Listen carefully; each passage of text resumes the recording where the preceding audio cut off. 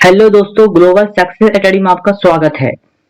हमारा प्रश्न है कि फिजिक्स का है और 11th क्लास का, ठीक ना। पहला क्वेश्चन प्रश्न क्या कर रहा है बताओ। पहला प्रश्न कह रहा है कि भौतिकी मुख्य रूप से किसका अध्ययन है। ऑप्शन ए कहता है जीवों का, ऑप्शन बी कहता है पदार्थ ऊर्जा और उनके परस्पर संबंधों का, ऑप्शन सी कहता है केवल रसायनों का, ऑप्शन डी कहता है केवल पृथ्वी का। तो इसका करेक्ट आंसर कमेंट में जल्दी जल्दी बताओ। जितना जल्दी बताओगे उतना जल्दी जल्दी कॉन्फिडेंस होगा। अपने आप के गर्व महसूस करना कब, जब अपना कमेंट देखना अगर सही रहेगा तो खुश महसूस करना, ठीक ना। हम बहुत गर्व महसूस करना, क्योंकि यह 2026-27 का बोर्ड एग्जाम का है। जरा ध्यान से देखना, ठीक ना। इसका सही करेक्ट आंसर हो जाएगा ऑप्शन बी रहेगा करेक्ट आंसर, पदार्थ ऊर्जा और उनके परस्पर संबंधों का, ठीक ना।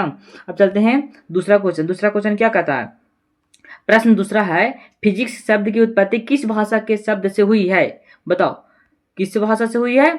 तो ऑप्शन रहेगा ए रहेगा लैटिन, ऑप्शन बी रहेगा ग्रीक, ऑप्शन सी रहेगा संस्कृत, ऑप्शन डी रहेगा अरबी।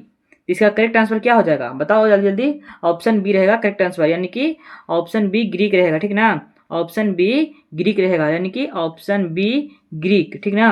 अब चलते हैं तीसरा क्वेश्चन। तीसरा क्वेश्चन क्या कहता है कि निम्न में से कौन भौतिकी की एक शाखा है। बताओ प्रश्न तीसरा कर रहा है निम्न में से कौन भौतिकी की एक शाखा है। तो इसका ऑप्शन ए में रहेगा यांत्रिकी, ऑप्शन बी रहेगा जीव विज्ञान, ऑप्शन सी रहेगा वनस्पति विज्ञान, ऑप्शन डी रहेगा भूगोल। तो बताओ इसका करेक्ट आंसर क्या रहेगा। इसका करेक्ट आंसर हो जाएगा ऑप्शन ए रहेगा, ऑप्शन ए करेक्ट आंसर, यानी कि ऑप्शन ए रहेगा करेक्ट आंसर। अब चलते हैं चौथा क्वेश्चन। चौथा क्वेश्चन क्या कहता है। चौथा क्वेश्चन कहता है कि गति और बल का अध्ययन किस शाखा में किया जाता है। बताओ ऑप्शन ए रहेगा प्रकाशिकी, ऑप्शन बी रहेगा यांत्रिकी, ऑप्शन सी रहेगा उष्मागतिकी, ऑप्शन डी रहेगा विद्युत। बताओ इसका करेक्ट आंसर बताओ जल्दी जल्दी कमेंट में बताना। हाँ, चौथा क्वेश्चन का करेक्ट आंसर जल्दी जल्दी बताना। ऑप्शन बी हो जाएगा करेक्ट आंसर, यानी यांत्रिकी, ऑप्शन बी करेक्ट आंसर यांत्रिकी, ठीक है।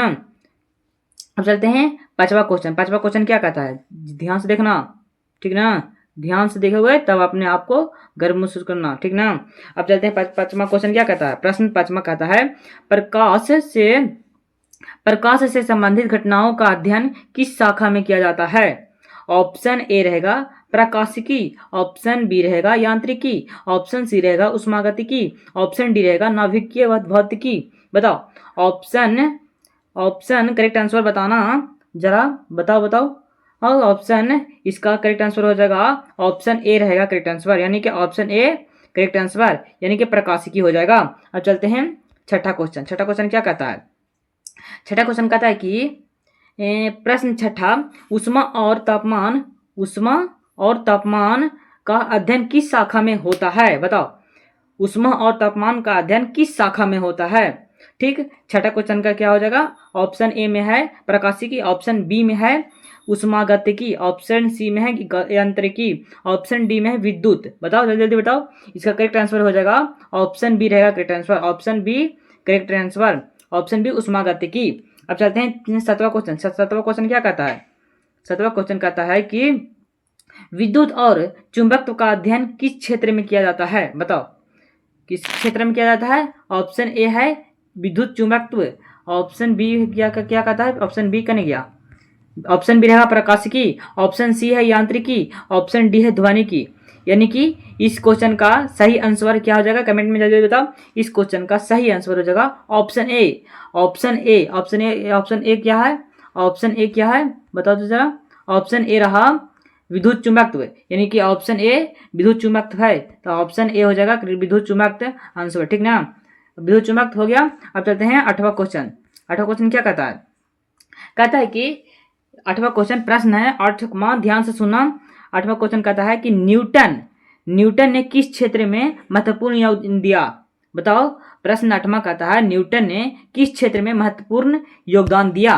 तो ऑप्शन ए कहता है कि गति के नियम, ऑप्शन बी कहता है कोशिका विज्ञान, ऑप्शन सी कहता है अनुवांशिकी, ऑप्शन डी कहता है रसायन विज्ञान।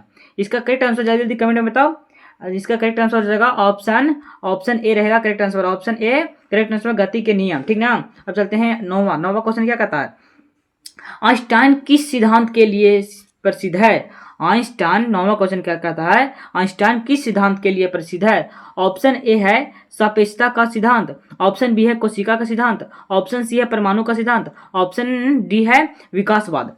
इसका करेक्ट आंसर जल्दी कमेंट में बताओ। इसका करेक्ट आंसर हो जाएगा ऑप्शन ए। ऑप्शन ए रहेगा करेक्ट आंसर। ठीक ना भाई, ऑप्शन ए सापेक्षता का सिद्धांत। ठीक ना।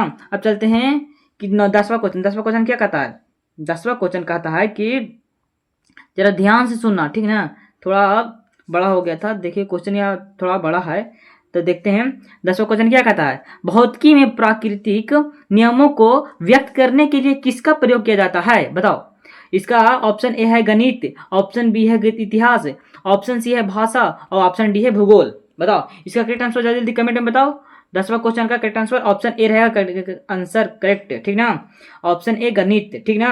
अब चलते हैं 11वां क्वेश्चन। 11वां क्वेश्चन क्या कहता है, 11वां क्वेश्चन कहता है कि प्रश्न 11वां, निम्न में से कौन प्रकृति की मूलभूत शक्तियों में शामिल है, बताओ। ऑप्शन ए रहेगा गुरुत्वाकर्षण, ऑप्शन बी घर्षण, ऑप्शन सी तनाव, ऑप्शन डी अभिकेंद्रीय बल। बताओ इसका करेक्ट आंसर जल्दी कमेंट में बताओ।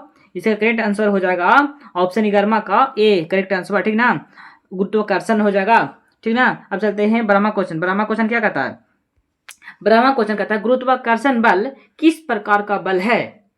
ऑप्शन ए रहेगा कि केवल प्रतिकर्षी, ऑप्शन बी रहेगा आकर्षी, ऑप्शन सी रहेगा आकर्षी और प्रतिकर्षी दोनों, यानी कि बोलता है सी में कि ए और बी दोनों रहेगा, और ऑप्शन डी में कहता है इनमें से कोई नहीं।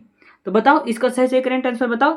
इसका सही और करेक्ट आंसर हो जाएगा ब्रह्मा का बी हो जाएगा करेक्ट आंसर, यानी कि बी रहेगा क्या है, आकर्षी और प्रतिकर्षी दोनों, यानी कि ए और बी दोनों मार देना। ठीक ना, आकर्षी और प्रतिकर्षी नहीं रहा तो ए और बी रहेगा, तो ए और बी दोनों करेक्ट आंसर मार देना सी। ठीक ना।